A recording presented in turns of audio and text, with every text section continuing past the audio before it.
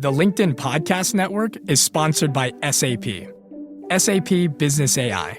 Embedded across SAP solutions, it drives immediate impact. From Joule, your digital assistant, to AI-powered capabilities portfolio-wide, make confident decisions using your own data. SAP Business AI. Revolutionary technology, real-world results. That's SAP Business AI. LinkedIn presents. Our emotions are reflections of our inner beliefs and inner thinking. When we pay attention to our conversational patterns, rather than judge them, we can note them, name them, and befriend them. And with that, we have control over them instead of them having control over us, which then guides us to rethink, reframe, and refresh our next conversation on the outside.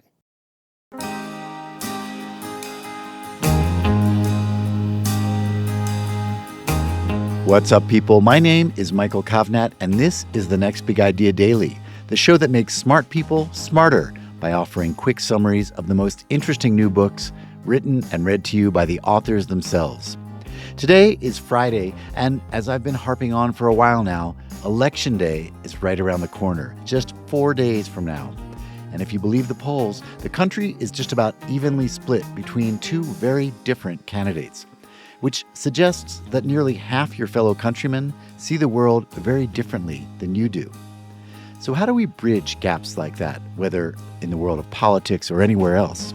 Really, the only tool we have is conversation, which is why I wanted to hear some ideas from the 2022 book, The Art of Conscious Conversations, Transforming How We Talk, Listen, and Interact by Chuck Wisner. Chuck is a mediator and consultant who's worked with Fortune 100 companies and has been affiliated with the Harvard Mediation Program and MIT Center for Organizational Learning. Here he is to share his big ideas. In conversation, you are the common denominator.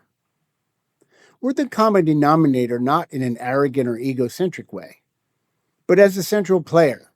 For only we can take an honest look at our emotions, reactions, and inner thoughts. When I'm stressed about a conversation with a sibling or impatient with a seemingly incompetent service rep or frustrated with a colleague, I'm at the center of each, and I best look inside first before I point fingers at others. The irony is that no matter the circumstances on the outside, we can only change our reactions by looking inside. Our emotions are reflections of our inner beliefs and inner thinking. When we pay attention to our conversational patterns, rather than judge them, we can note them, name them, and befriend them. And with that, we have control over them instead of them having control over us, which then guides us to rethink, reframe, and refresh our next conversation on the outside. Your stories aren't the truth. The storytelling conversation is primary because individuals, cultures, and societies thrive on them.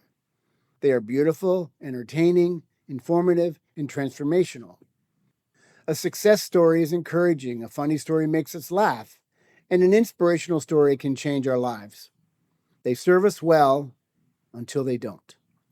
They don't because they can be limiting, judgmental, nasty, untrue, and addictive. I grew up with a grandpa telling me, "Stop crying, be a bigger man." And as a young boy, his words had power, and they entered my consciousness and got stuck. That story lived inside me emotionally for years until I could bust it, by realizing it wasn't true and freeing myself of its limitations. Our super-fast brain takes billions of bits of information and filters and synthesizes our experiences and beliefs. In a millisecond, beyond our conscious awareness, our big brain makes sense of it all, and voila, we have a story and autopilot reactions. This sense-making process is very useful as it helps us navigate life and takes little energy, but it also narrows our lives. A counter to this autopilot pattern is to be curious about our stories, to better understand and investigate them, which ones serve us, which ones harm us. They consist of two things: facts and opinions. Facts are indisputable. They're crucially important because they provide a solid foundation for society. And in any difficult conversation, finding mutually agreeable facts builds bridges. Opinions are much messier. We can't live without them. But unlike facts, they are not grounded in truth. They reflect the beliefs we adopt from our families and our cultures. We know them well, and they're very satisfying. They're like comfort food. And because of that, we get hooked on them. We identify with them, throw them about indiscriminately, and blindly defend them. But it is easy to speak and hold them as the truth. 4 crucial questions can help guide us to accept and learn from the thinking behind our opinions, so we don't hold them as the truth. What are my desires? What concerns do I have? Are there issues of authority? What standards are driving my opinions? Asking these questions takes courage, but they are a formula for understanding and reframing negative thinking behind our stories that often gets us in trouble. Hold your opinions with an open hand.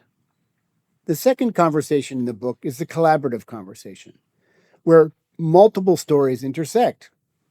We all enter conversations in business or with family or friends with our stories in hand.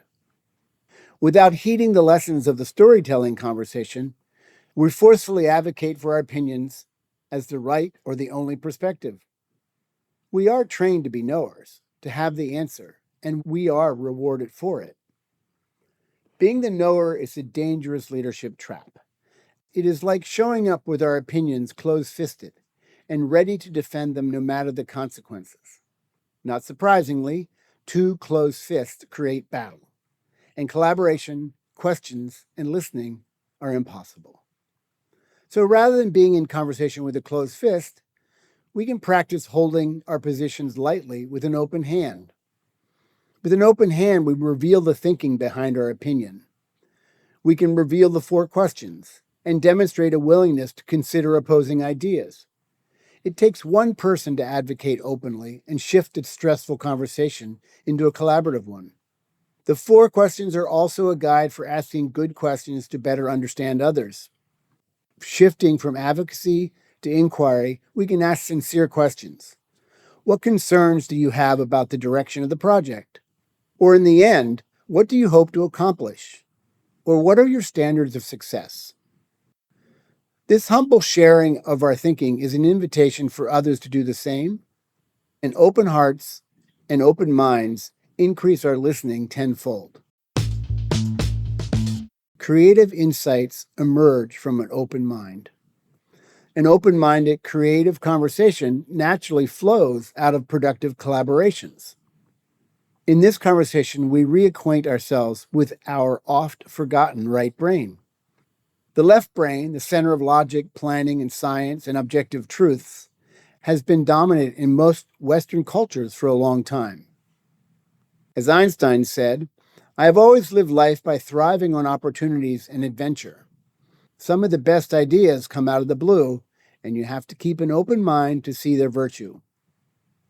Reacquainting ourselves with our creative and imaginative right brain integrates with our logical brain and encourages us to wonder, what else might be possible? One of my first professors in architecture school taught me this lesson 30 years ago. In a design class, our assignment was to present ideas about a new toy. I spent the next few days struggling to develop my brilliant idea. Finally, it struck me, a moldable, light, beautiful cloud for every kid. I spent a few hours drawing and convinced myself my toy would change the world. I proudly presented my idea to the professor in class. He said, "What was the assignment?"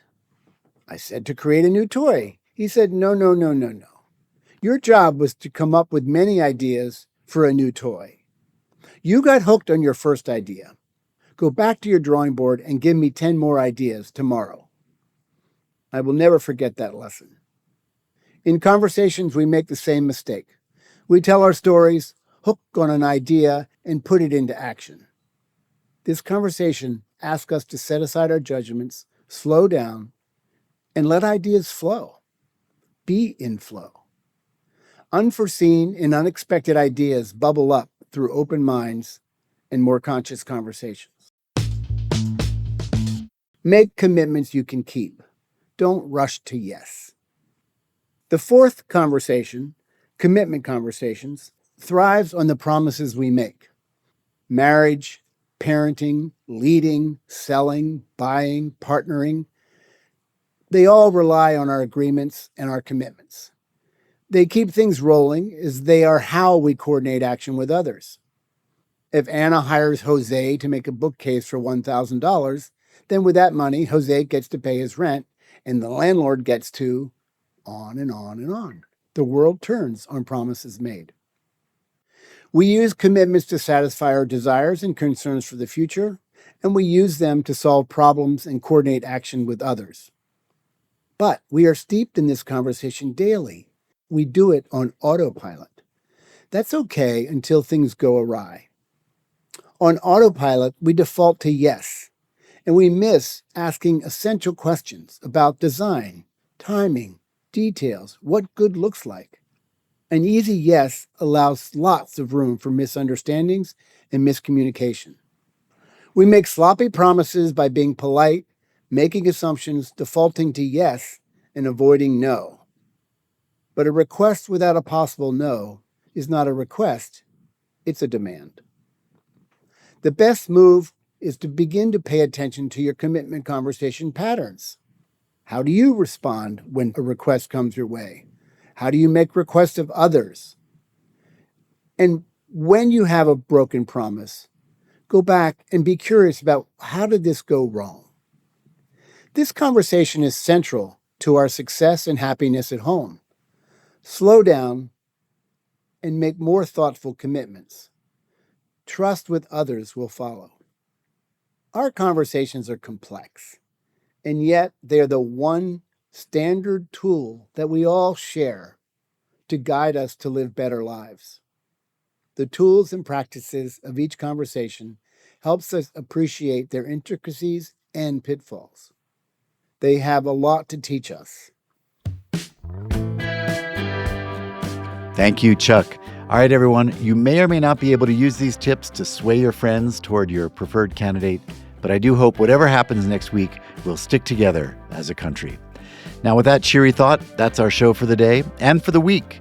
If you got something out of it, please leave us a rating or review to help others find the show. This week's episodes were written by me, Michael Kovnat, and edited by Caleb Bissinger. The Next Big Idea Daily is proud to be part of the LinkedIn Podcast Network. We'll see you next week.